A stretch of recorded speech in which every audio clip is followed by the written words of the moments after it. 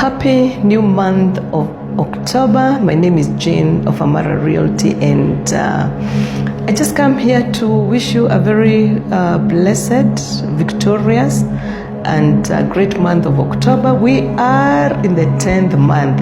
I mean, months have flown by. Just the other day it was January. We're celebrating the new year, and now we are saying it's the 10th month of the year 2025. And this, when we look back, we can only say that God has been good to us. God has been gracious. The fact that we are here, we are well, we are healthy, it's taken the hand of God. And truly, we can testify that He's been good. He's been Ebenezer. And when we come to the 10th month, I know it is time that people would begin to take stock of the year. What is it that I've been doing the whole of this year? Where are my goals for the year? How far am I in these goals for this year? And it's a good time in this season to take stock.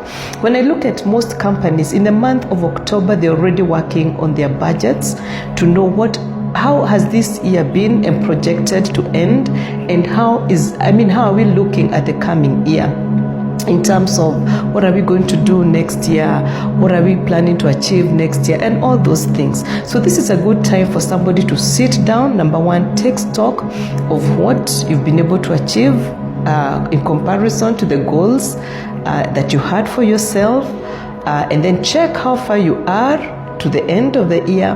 But most importantly, start beginning to think about the coming year.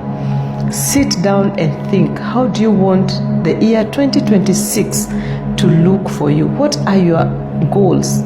Your financial goals, your health goals, your social goals, your spiritual goals. What is it that you want to achieve in the coming year? And I would want to talk about more on the let's say you run a business, and there are goals that you have for yourself for the business.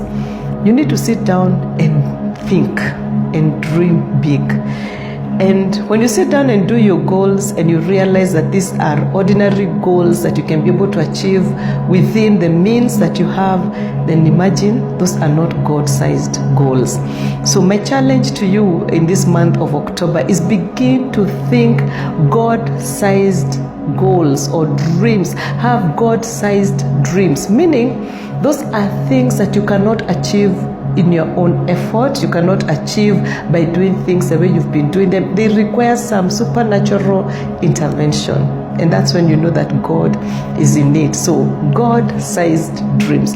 And even as you think about the God-sized dreams, there's a temptation to say, this year I had set out to do this, I have not been able to achieve it, and you begin to say, okay, maybe I need to scale it down and reduce my expectations for the year. My encouragement is, do not shrink those dreams. Do not shrink those dreams, because even in the last minute, you can be able to achieve them. What I would encourage you is to have what we would call upping of our faith. You up your faith. Instead of shrinking your dream, you up your faith. And upping your faith is actually looking for scriptures that will be able to encourage you, to show you that it is possible, it can be done. There can be acceleration. God is a God of acceleration. I have seen it. He can accelerate you, within a very short time. You can achieve what you'd have achieved maybe in 10 years, you can achieve it in 1 year. That is a God we serve, that is able to accelerate our dreams. But He can only do so if we don't bow to pressure to shrink those dreams and, fit into what we think or believe is possible within our means, but continue to trust that He can do it for us. We expand our faith capacity, and then He will shock us. And I have seen that. I do remember a story of a friend of mine who was admitted in hospital with the child, and I went to see her, and she had two issues. One, the child is in hospital. Two, the fact that where she worked, she had targets. She had 3 days to the end of the year, and she had not met her targets. And that was now the biggest part of her worry. And as we prayed together, I do remember sharing with her the scripture about the 4 lepers and how God turned around the situation of Samaria within an overnight. And I told her, even God, you have 3 days remaining. It doesn't matter you spent the whole year. You have 3 days remaining. These 3 days, God can do it for you. All you need to do is take this scripture and run with it. So we read through the story of the 4 lepers. And what happened? The following day, they went to the Syrian camp, and everything, the Syrians had fled and left everything. And that time, Samaria, which was suffering famine, all of a sudden, they had more than enough. They had abundance according to the word of the prophet. And we believed God that things would turn around for her. And guess what? At the end of the year, which was 3 days later, she was the best performing employee. People just gave her orders, orders, and she was the best performing employee. Actually, by the time we were talking, because she was dealing with a bank, her deposits, you're supposed to have a certain amount in deposits, fixed deposits, but her deposits were in the negative, meaning she was not at zero, she was at minus. But at the end of it all, she was at over 100% and ended up being the best employee. So what am I saying?